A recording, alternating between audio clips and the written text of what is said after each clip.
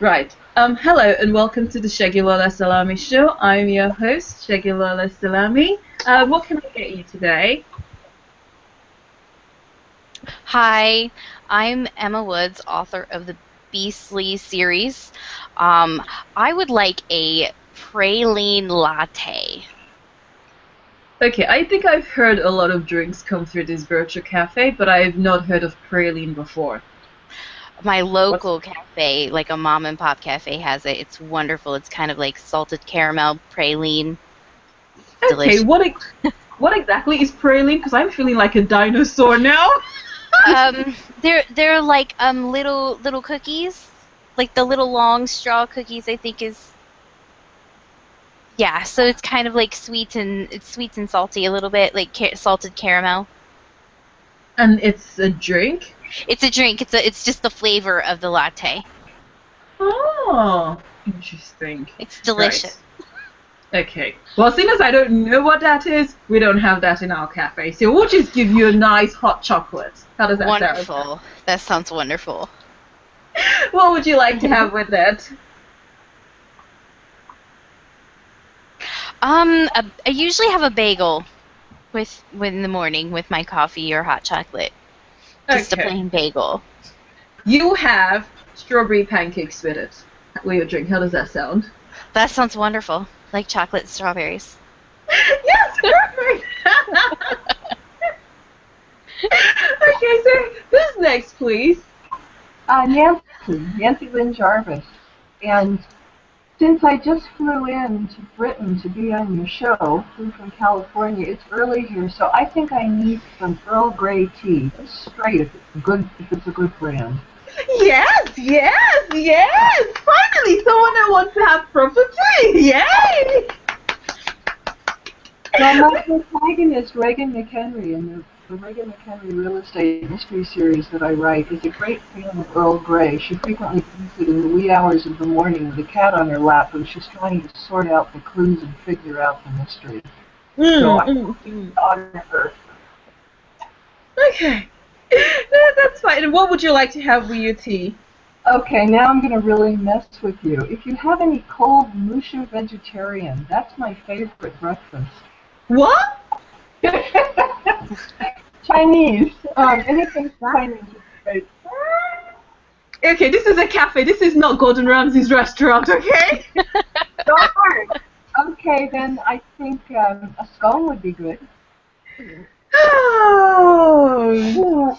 See, even the little human had to go. See, she's laughing. You have a strawberry and apple pancake. How does that sound? I guess that's what I'm having. Okay, we'll send the little human to go and get it in a second. You know, we have to start them early, let them know what labor is. I mean, she's only one, but, you know, it's never too late or never too early to start work. So I hope you're not in a hurry. Not at Oh, all. none at all. Okay. Just be in the living room. I can hear another little human. Whose little Yeah. human is that? My little human came in to tell me she drew me a picture. Aww. How old is your little human? She's 7. Oh, not too little. Halfway between little and big. Yes. Oh, goody. Right, so Emma, before you came to the cafe, I think I heard you say something about, you know, attending a live event. What event did you go to? I went to the Dayton Book Expo in Dayton, Ohio. I took my first book, Beasts and Savages. It's the first in my series. With me and had a table set up with about 80 other authors. Okay. Right, Um, and how did that go? it was a learning. It was a learning process. Actually, as an indie author, I had a little bit of an advantage because I went into it understanding that I was going to have to prepare myself and do everything myself. I met Yeah. quite a few traditionally published authors there, and their publishers said, "Here's your books. Good luck."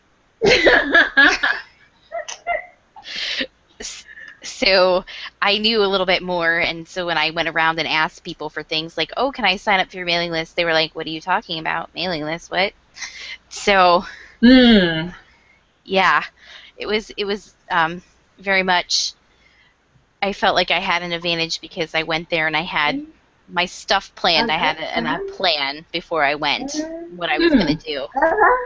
Okay. So, Right, so this is quite interesting. So when you heard about, what was the festival called again, please, or the fair? Dayton Book Expo. So, right, okay, so what was the objectives? Well, for you, what was your objective? What were you trying to achieve by going to the expo? I was trying to get more local notice, some local food. Now, I say local, and Dayton is 2.5 hours away, a drive at 70 miles an hour. So quite a ways away. I had to stay in a hotel. Okay. But it was still in the state of Ohio, the state I live in. So that's what it was, trying to get some local exposure. Okay. So how did you prepare? Well, first things first, I set a budget because I had to pay $100 for the table, which is pretty. Wow. Yeah, but it's pretty inexpensive when you think about Chicago Book Con is like $3,000 a table. So wow. 100 is not really a whole lot. But then I had to purchase my books, think about advertising for it, prizes for people to sign up, swag that I took, travel costs, the hotel, the drive down there. So that was the biggest part. I also had to research a lot. I didn't spend enough time doing that. The people that coordinated it were very good working with the authors, but they weren't good with advertising themselves. They relied completely on the authors that were going to do all the advertising. And about 30 of the 81 authors there were traditionally published, and 10 told me they did nothing. They didn't do anything to do it. They didn't know that they had to. And the other 20 were like, yeah, I sent out a notice to my mailing list, and that's really all I did.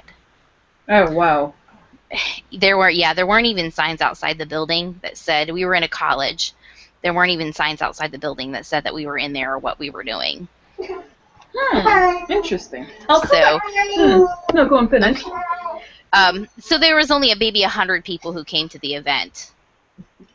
Okay. Last question before I just sort of go and pick on Nancy's brain. Did you get a return on investment? Did you break even?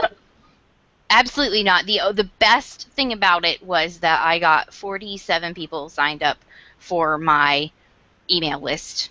Okay. And I got the experience so that I know what to do better next time. What would you do better next time? I would take fewer books. Okay. I would take more than one book. And I would advertise more locally in the area. The only thing that I did to advertise was my book is a young adult book, so I looked up high school English teachers and librarians in the Dayton area, and I sent them postcards that told them I was going to be at the expo. Okay. That sounds like a plan. Yes, and that's the only thing I did. I think I would send out a press release to local press and more stuff on my own. Okay, perfect. Now, Nancy, what is your take? What do you think about live events? Expos, festivals, whatever. What do you think? I absolutely love them, although I've not done an expo. The sorts of live events that I've done are either things associated with tours or punk or Christmas fair type. I'm really struggling to hear you. Emma, can you hear Nancy? I can, but it's a little bit. She's waving in and out. Here. I don't know how to make you louder. It's the connection, I think. But okay, don't worry. Go on. We will struggle. We will try and hear. Sorry, go on. Okay, I said I love anything live. I like talking to people. I've used bookstores, although we're down to essentially having only one in Santa Cruz County where I live, called Bookshop Santa Cruz. But it's an amazing place. It's huge. It's beloved, and they regularly have 5 authors come and talk at a time. So I'll kind of talk about that experience, if that's okay. That's fine. We spent 15 minutes to get up and talk about our books, and to me it's books. I I write a series. Latest The Neighborly Killing is the 6th in the Reagan McHenry Real Estate series. And then I've also done a one-off called Mags and the AARP Gang, which is a comedy about octogenarian bank robbers. Oh, wow. And edited a cookbook. I've gotten to know a lot of authors online, and I convinced 128 cozy mystery writers, which is the style of my books, to contribute recipes in their bios, and we put together a cookbook, which is great fun. So I have lots of things. What I've discovered is whatever live you're doing, a lot of times authors will simply sit there kind of behind a pile of books. They seem comfortable. They're not approachable. They don't talk to people. Their body language says, "Please leave me alone." So that's not how I do things. For starters, I bring cookies along. Chocolate chip, which I devised a recipe to go with the mysteries that I write. My protagonist is a real estate agent. Yeah. Estate agents frequently bake cookies to entice buyers to talk to them at open houses. So I thought that would be fun to have a special cookie. Yeah. And it's a good way to get people over, and it's kind of like, hey, hi, would you like a cookie? There's a mystery ingredient in it, and I always like to know if people can figure out what it is. Something like that, people come over and they kind of pick up a cookie and you start talking. Yes. And it's a really easy way to introduce yourself to people without seeming that you're that serious about it. And once you start talking and they're looking at the book covers and they pick up the books and turn them over and read the back, enticements, the teasers, it's very easy to get a conversation going. The reason I love live events is because I sell a lot of books there typically. Really? How do you do that? Okay, first of all, I have to give you kudos, right? Because you basically just nailed it, right? Everybody loves food. Everybody likes free food. And everybody likes cakes and cookies, right? So, yes. That's really good. Now, you know what? I've taken one tip from you today, but please continue. Well, that seems to work pretty well. And I will just accost people with silly questions. If it's a local event, my pickup line, as it were, is, we should talk. These books are set where you live. You probably know where all the bodies are buried. Something like that may elicit a little bit of a discomfort giggle, but they'll start talking to me about it. Or, it's just whatever kind of off-the-wall thing I can come up with. Cozy mysteries have a lot of humor in them, and I guess I'm a silly person, so I don't have any problem asking silly questions. The trick is to just get people talking. I also was a real estate agent for 25 years, so I have a lot of practice in open houses. People don't want to talk to realtors. They want to look at the house and be left alone.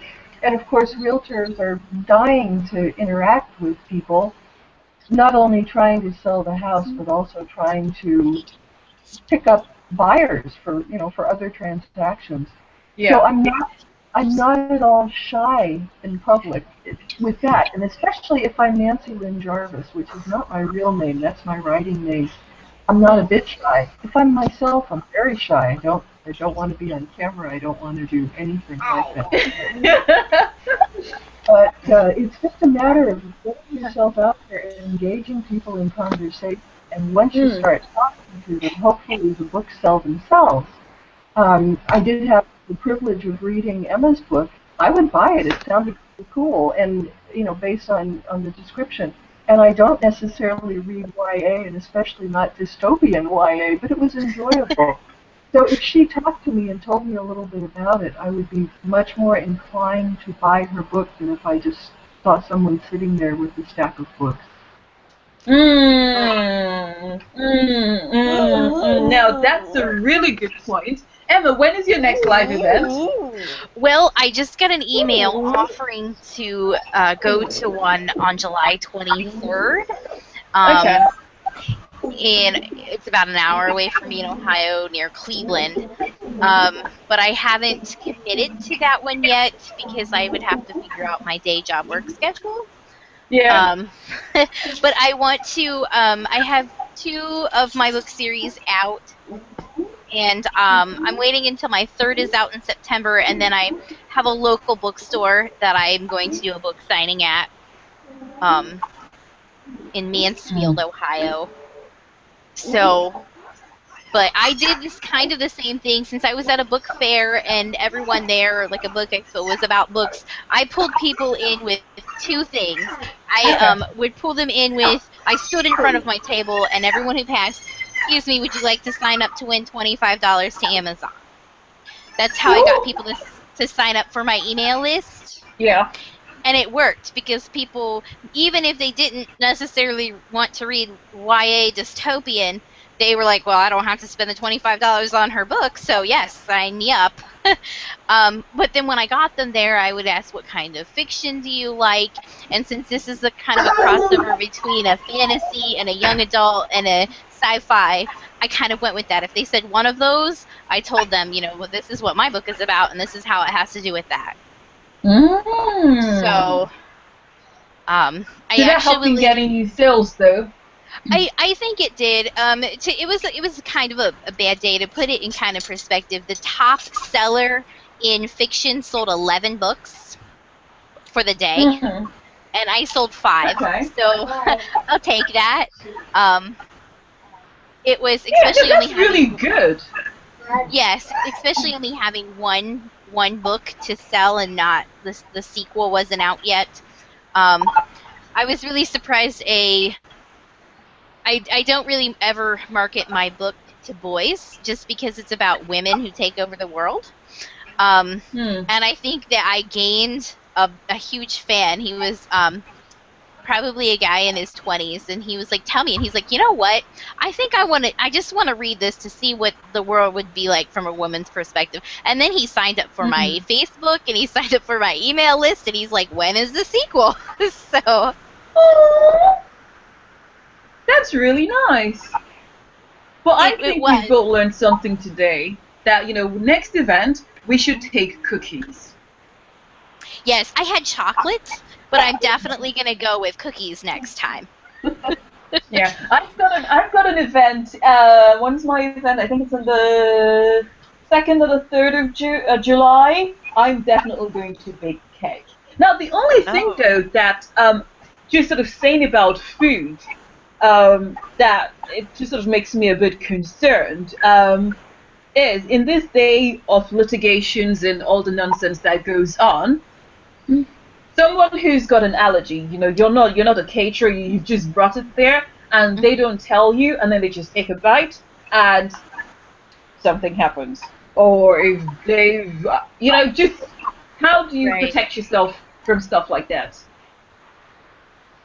Well, speaking from California, where probably the most litigious state in the United States, it's not been a problem. A lot of people are saying they have to be gluten-free, and they usually ask if there's gluten in things or something like that. And I don't use nuts, which would be the dangerous allergy. Yeah. The expo that I was at had cakes for first-time authors, so I had a cake while I was there, but it was provided by the expo, and it was, the whole purpose was, is you get awarded this cake, you get a minute to stand up and tell everyone there about your book, and then you take your cake and people follow the cake and you hand out pieces of cake to people as they go. And no one asked me, but I guess they would assume that unless we explicitly said it was gluten-free cake, that it had gluten in it. Okay. No, that sounds good. But I think I will try it out. I think the first event I'll take store-bought cookies, and if no one tries to kill me, I'll try regular home-baked cake, and we'll see how we get on there. So now, both of you have attended live events. I mean, I've attended book fairs. I've done book readings. You've done libraries and bookstores. So, as an author, let's start off. What are the disadvantages of doing live events? Emma? I would say the upfront cost. I know how much my books cost from Create Space, where I get my books from, for me to just, get 10 for a giveaway. But I didn't think about, okay, well, I wanted to take 50. Well, $4 times 50 adds up very quickly. Yes. plus shipping, and I didn't think about that. The expense, the upfront expense, because I was lucky.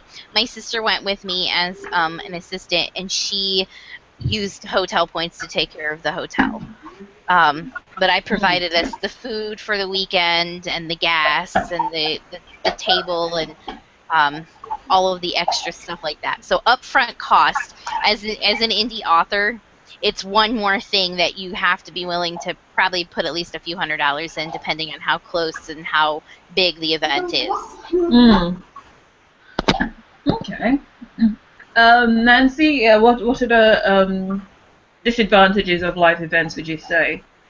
Well, there certainly the expenses can be. I also publish books through Create Space, and they cost $4 to maybe $4.05 per copy, plus shipping. I've never had a problem though. I do not sign up for things that are very, very far away, so there haven't been any hotel bills or major expenses like that. But I always have sold. It's sometimes sold out. Sold the books that I brought with me.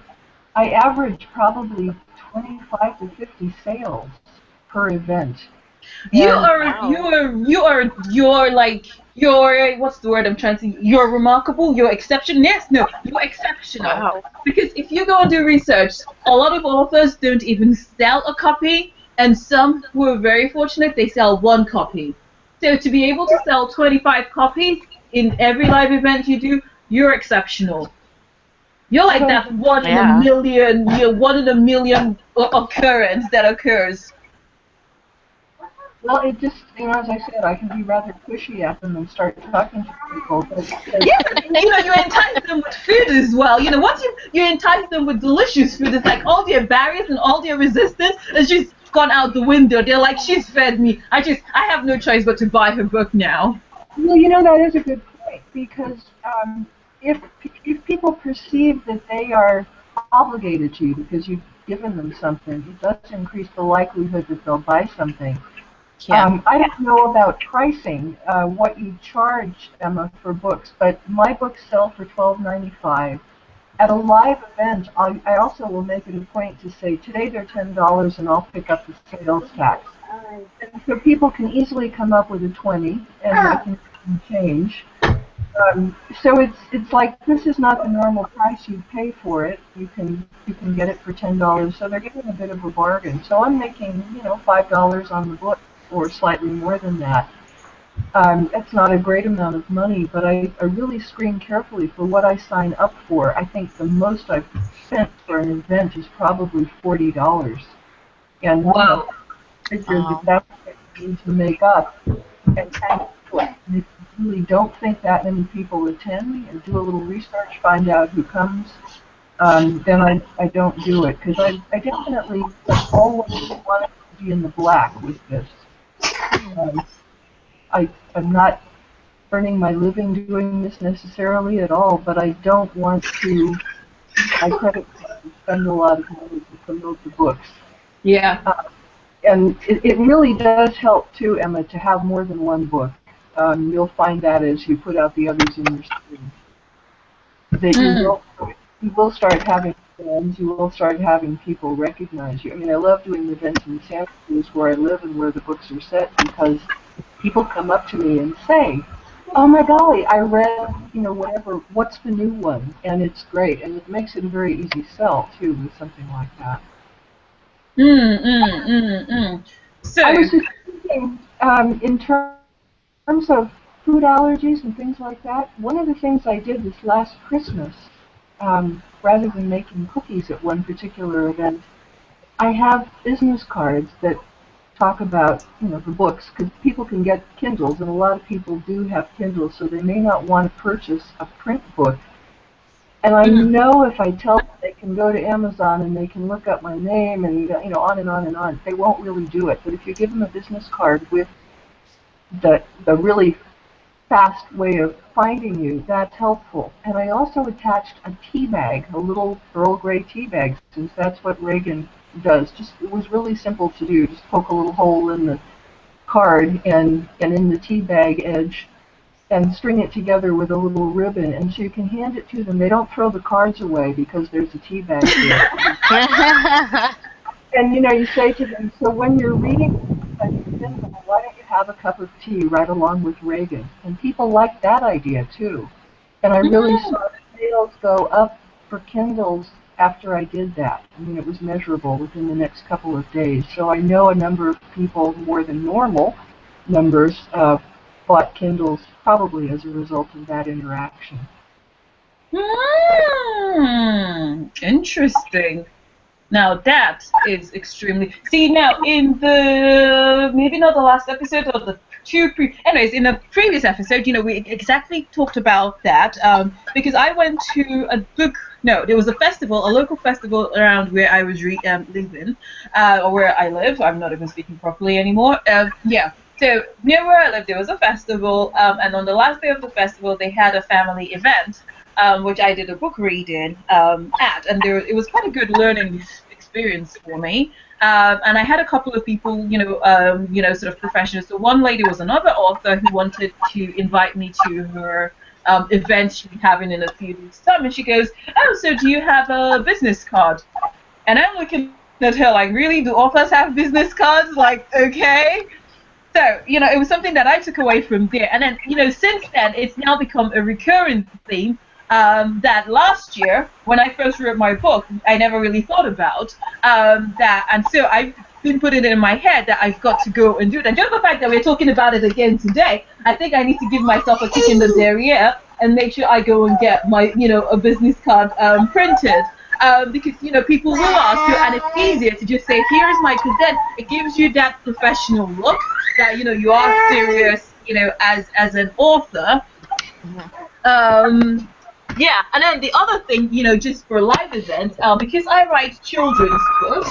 At the live event that I did, one of the things that I then learned out of it, because they had so much going on, there was like face painting, there was loads of barbecue food.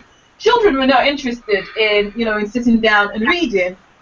So that's why I then thought, so if I had food there now, the children and the parents would want to stay, because who's going to give up the opportunity to have free food? Right.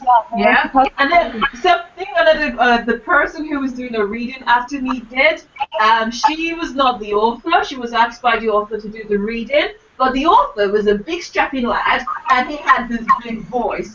So I could never have spoken as loud as he does. And he's like, "Book reading here! Book reading here!"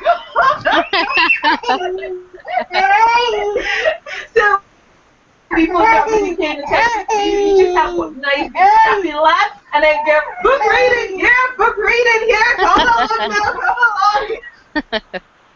I think book reading works very well with children. Not as much with mysteries because you can't just open it and start some interesting scene that you might give away too much information. But you can have a lot of fun with those business cards. I use Vistaprint. They're very inexpensive, and they have a lot of made up cards. You can find them. Yeah. But 250 cards for less than $20, so it's really easy. My business cards have a bunch of flowers and on them. I say Reagan Henry Real Estate Mysteries because murder is such it's a combination. But that was just one of their particular cards that you get, and it's really easy. And then you add the information that you want on there. So you can get them quickly, easily. You don't even need to leave home. You can do it all online, and they're very helpful to have themselves. Yes. Okay, so people can use them as a bookmark too. For, yes.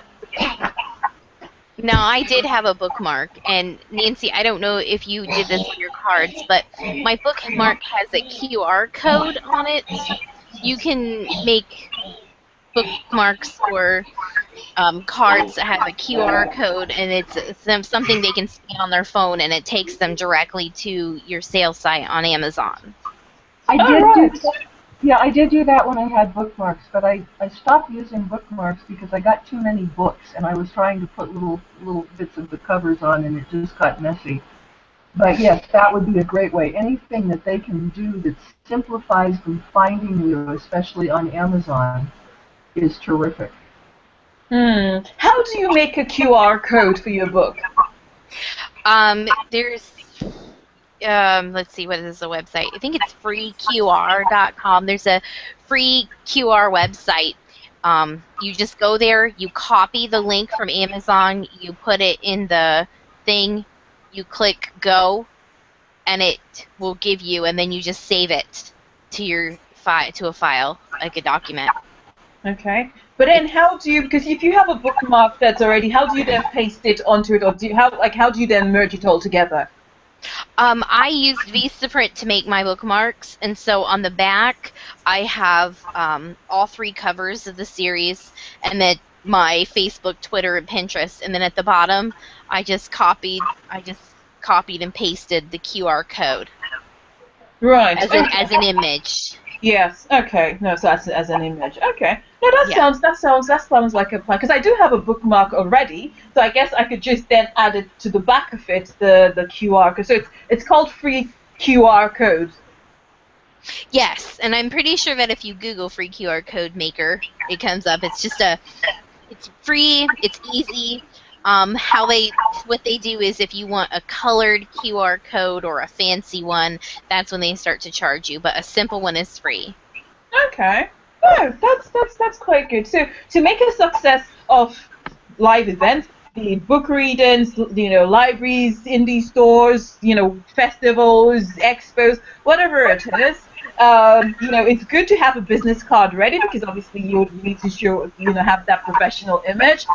And on your business card, if you've got one book or something to, talk about your book and all your social networks and your website, that would be great to have. You need to give people a reason to want to come and talk to you. So easiest way is to offer them food.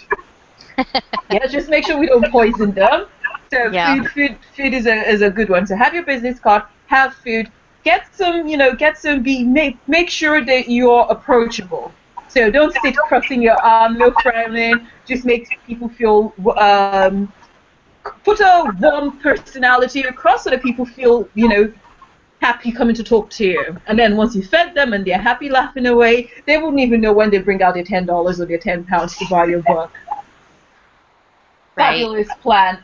Okay, now so then the disadvantage of having your book out is the upfront cost. But if you plan yourself well, then you will recover it. So it's the upfront cost involved in getting your book, in getting there. So you should try as much as possible to go for free events that are close to where you live so that you don't have the added cost of traveling far away or hotel bills and all of those other things. And then obviously if you don't prepare, you're not really going to get the best out of the event. What are the disadvantages of there? Before we even talk about the advantages, what are the disadvantages of there? Surely it's just not the one. It's tiring. I stood up. I got up at 7 in the morning. I had to be there and set up by 9:30. And then I walked around from 9:30 until about 10:30 looking at, just trying to connect with the other authors that were there. And then from 11 until 4, I stood at my table. So in front of my table talking to everyone. So it can get tiring. That's a lot of walking, standing. It's a long day. Okay. How about you, Nancy? Any other disadvantages of live events? It is a long day, and you do get tired, but to me it's a good tired. It's fun. Doing them over time, you start getting your setup times down. I have a suitcase with roller wheels that I can stuff full of books, and we'll start with that, and then take other books and leave them in the car, and bring them in gradually.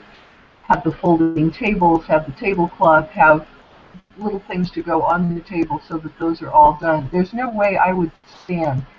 Um, I'm 6 feet tall, and so I think me standing in front of the books would be as bad as body language with my, sitting down with my arms folded. That might be intimidating. So I do sit down and kind of motion people over. They have to come to me.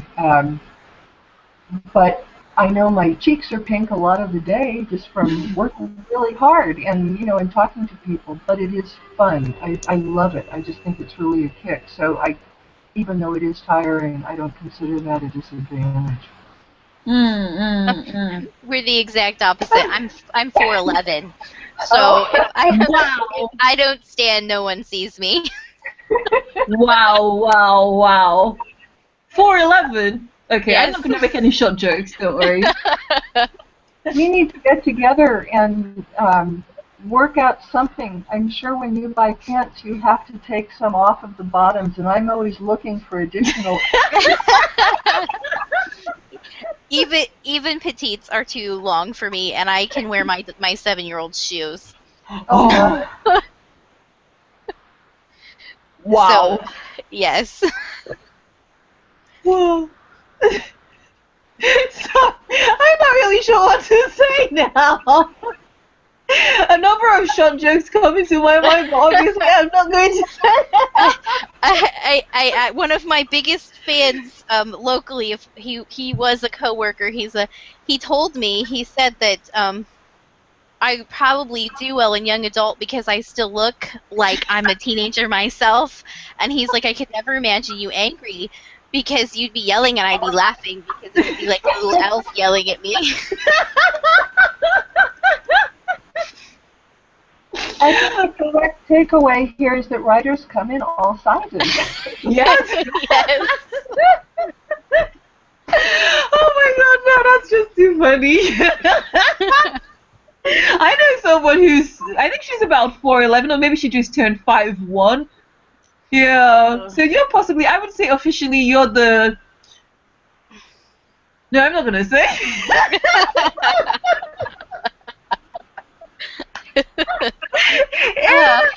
It's all gonna get recorded, so we're not going to say that. Tell me again, what did you say was the title of your book, Emma? It's called Beasts and Savages. It's book 1 of the Beastly series. I did a soft launch on Savage Revolution. In July, I'm going to do a full launch. Right now, it's just the ebook on Amazon. Okay. So what's a soft launch? Because I've heard about people doing book launch events, but I never really understood or took part. So what's a soft launch? A soft launch is I put it out there for my readers that who have been following me since book 1 and are like, when's the next one? When's the next one? But I have all my promotional stuff is not set up to go through until July. So Okay. it's just the Amazon. The it's not wide yet, and the paperback is not done. Okay. No, that's fine. So tell me again, what's... I'm sure you've said this and I probably just missed it, or I'm just having baby brain. And I blame baby brain on a lot of things. How long can I get away with baby brain? I'm still getting away with it 7 years later. Okay, that's all right then. So you're good. Yeah, so I'm sure you probably... I feel like you said it and then I probably just zoned out. Tell me again. But then again, there's nothing wrong with repetition, is there? No. What's your book about again? Tell us. My book is a young adult dystopian. It's about women who've taken over the world. Basically, they turned all the wars, the modern wars, against men, and they're the reason, because men have always been leaders that caused the wars. So they kick men out of their society. They have a peaceful women's only, and they genetically change women to change into beasts, and then they send them out on hunts, and they hunt and kill their mate in the hopes of having a baby. Huh? Yes. So my main character is Leah, and she doesn't want to hunt, so she tries to run away, and she gets kidnapped, and then she's caught up in the middle of a civil war between the women and the men. Interesting. Nancy, you've read her book, haven't you? I have. What do you think about it? Well, I thought it was interesting. I think we maybe have the next Hunger Games writer here. There's a little bit of Romeo and Juliet thrown in too. And Emma, when you were talking about it not necessarily appealing to boys, your character Tanner, I thought, and frankly Miller, were both quite interesting. And the play that they have with Leah, I thought was a lot of fun. There's a lot, obviously reading the other books is still to come, but there was a future there for them. The characters are well drawn. You do really like Leah, and you like Tanner, and eventually you like Miller as well. And then there eventually, well, Miller doesn't start out as a very nice guy, but it turns out he has reasons for his behavior and for the way he treats Leah. I just thought the premise was quite interesting and really sort of fun. Again, I'm not a YA reader, though, so other than Harry Potter, which I admit to reading avidly, but it was not a book that I would have picked up and read, but I'm glad I did because I enjoyed it. Oh, good. Thank you. So I feel like on the show, if I'm not achieving anything, I think one thing that I feel like I've achieved, is that I've introduced, the show is introducing people to books that they probably would not originally have read, and then they go on to like it. Because the previous episode that I had, from before today's episode, exactly the same thing happened. One of the guests, he's an author. And he read the book of the other author, and he said it was not something that he would normally like to read, and he definitely would not have picked it up if he was just searching for it. But just, by virtue of coming on the show, he then read the book, and he actually enjoyed it. So I'm glad you like it. What did you not like about the book, though, Nancy? I think the one thing that I was concerned about, I write mysteries. They're very tidy. You have to move from point A to point B, and you have to have all the the logic. Anything that's sort of, I don't know, science fiction or futuristic, sometimes people get a little bit lost in doing that. There were a couple of points in the book, I don't know whether, without giving too much away, but there were a number of girls, not only Leah, who were captives of the men and the boys. And I wondered how they got there. They talked about the mothers coming for them if the girls didn't come back after their hunts. And yet there were 18, I believe, or slightly more than that, girls who had been captured, and not all from this hunt. So I wondered why the mothers didn't come for them, or why it took so long, and I didn't think that was explained. It was just something that hung me up a little bit, wondering if these girls were so powerful, and went hunting for boys who volunteered for this sacrifice, why did it not go that way all the time? How did these girls? And that troubled me a little bit. Now that's maybe going to be explained in the later ones or something, but that was to me the weak point of the book. What do you think about that, Emma? I'm glad to know this because I know that I have gotten a little bit of, well, this is not clear kind of stuff for a few things. And it does give me the opportunity to clarify a little bit in the second book. The first book to me was it was a lot of learning. Obviously, the one that I published is not it's what I started with. It's like edition 20 or something. Yeah. But I learned that I felt I spent too much time setting it up in the beginning, and then I still left off the whys or the hows, or explaining that sure they were in a different class, but two classes hunted at the same time. So it was the same time, they were just two classrooms of girls. that were sent out. So instead of the 30 girls just in her class, there were 60 girls that were sent out hunting. Okay. Does that make sense? So in the second book, I've slimmed it down. It's really only 55,000 words. This one was 80, and I got rid of a lot of the extra explanation and kept it more action and kept the why in the action. If that makes sense. Yeah. Okay. Okay. That makes sense. Thank you very much. It's been tremendous. Yes, any last words? Oh, yes, before we even go on, I forgot to take all your contact details. Should anyone need to or want to keep in touch with either of you ladies, how do they, get in touch? Emma, you go first. My website is emmawoods.wordpress.com. Not to be confused, there's an Emma Woods author who writes cowboy romance. If you get that, that's not me. Also, I am giving away I did an Amazon giveaway. It's finished, and I still have about 10 ebooks to give away.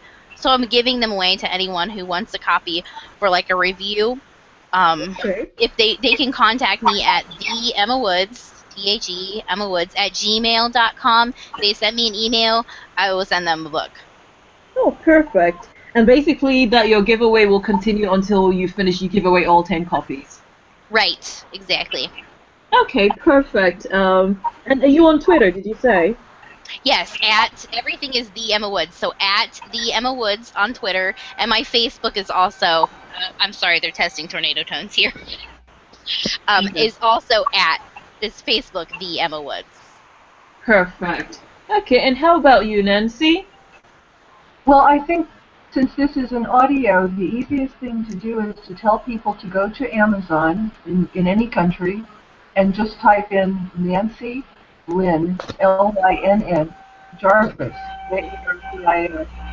And there's an author page for the information. I do have a website and a Facebook page, but running those things on verbally seems counterproductive. Just Nancy Lynn Jarvis on Amazon, and you'll be able to find all the information there, see all the books, and all the different things, because I do them in print and they're currently available for e-readers. Perfect. That's the easiest. Perfect. Thank you very much, ladies. It's been a pleasure having you on the show. It's been fun being here. Thank you. This has been lots of fun.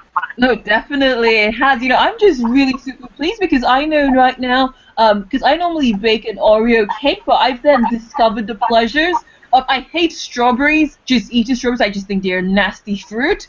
But then I discovered that when you put them in bacon, it just changes the taste dramatically. Yes. Be careful dissing strawberries. I live in Santa Cruz County, which is the strawberry capital, I think, of the world. The strawberries for royal weddings come from California, from where I live. So do not disparage strawberries. I'm actually going strawberry picking next week because it's strawberry season here. Yeah, because it's the time as well, because we're getting strawberries all over the, in the supermarket, and for some reason, I really don't know why. I would not have anything strawberry. I hate strawberry ice cream. I don't take anything strawberry until I think strawberry is quite manky, right? And then one day, I just got inspired. I was like, I'm going to make, pancakes, and not today, from a few days before, a couple of weeks. But I was like, you know what? I'm introducing my little human to different types of fruit, and I would never have strawberries, and I still haven't eaten a strawberry fruit itself, but I thought, just because I'm not going to have it doesn't mean I can't give her the choice of having it. So I just then got inspired, like, you know what, let me just grate some strawberries into the pancake, and oh my god, it was so delicious, right? It was like having jam in pancake, and then it was really nice. And then when I was making, it was my birthday last month, and I then decided I was going to put some grated strawberries into the cake batter. And oh my good lord, can you imagine having, like, it tasted like, you know when you have fizzy cake, because I only used a little bit, and then so I had little potholes of strawberry jam dotted all through the cake. Oh, it was delish. So it's like, I didn't know what I was missing. I still wouldn't eat raw strawberry, but I will definitely use it in cooking. So you'll have to make some strawberry cookies for your event. Yes, definitely. I will be doing that. But thanks again, and we will see you all again next time on the Segilola Salami show. Thank you now, ladies. Thank you. Okay, bye now. Bye.